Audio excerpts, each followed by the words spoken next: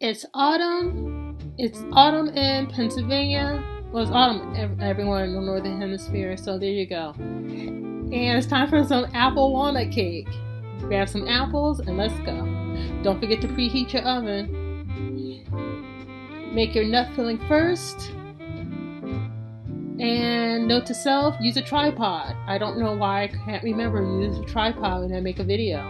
But there you go. So if it looks a little shaky because I have a camera in one hand and mixing with the other. Live and learn. Learn from my mistakes. Slice those apples. Cream that butter.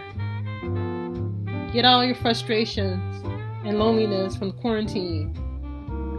And now it's time to add some vanilla. Make sure you use the good stuff, not that imitation crap. People can tell. Don't be cheap. Time to add the sugar. I know this recipe seems like there's a lot of sugar, but it all works out.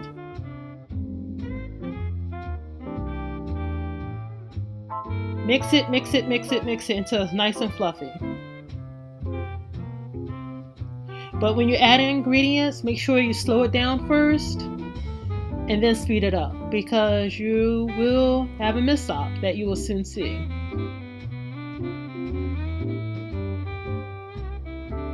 Slow then fast, that's how it works. But don't forget to scrape that bowl. You want to make sure all your ingredients are well incorporated. Now it's time to sift the ingredients. I hate sifting, but you gotta do what you gotta do. This is AP flour, by the way, not Coke. Add the sour cream.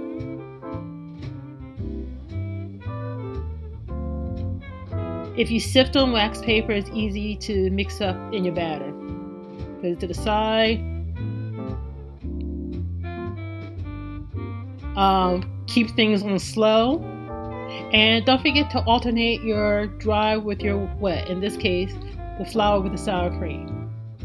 There are the apple slices. This is going to turn out nice. Yes, I know the pan looks crazy even though it's a silicone pan, but trust me, if you don't grease and flour your pan, half your cake will get stuck in that pan. I don't care if it's silicone or non-stick. Grease that bastard.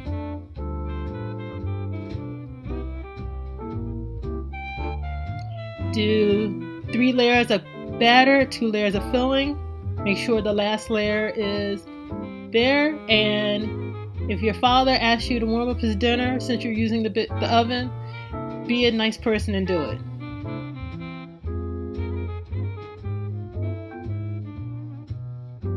Tap on the top a little bit and slowly release. It's perfect. You're almost done. Let it cool for 5 minutes and dust the top with some sugar. You don't have to do this, but it's nice and it's much better than glaze. Glaze, in my opinion, would be over the top. And look how pretty this is.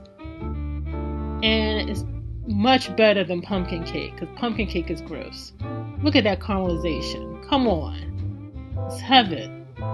It's buttery heaven.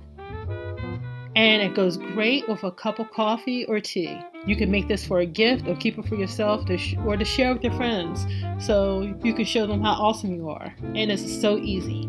You can find this recipe on my website, pastryprophet.com, or on all my social media, Pastry Prophet. If you like this video and want to see more, please comment below. And don't forget to subscribe and hit that notification bell.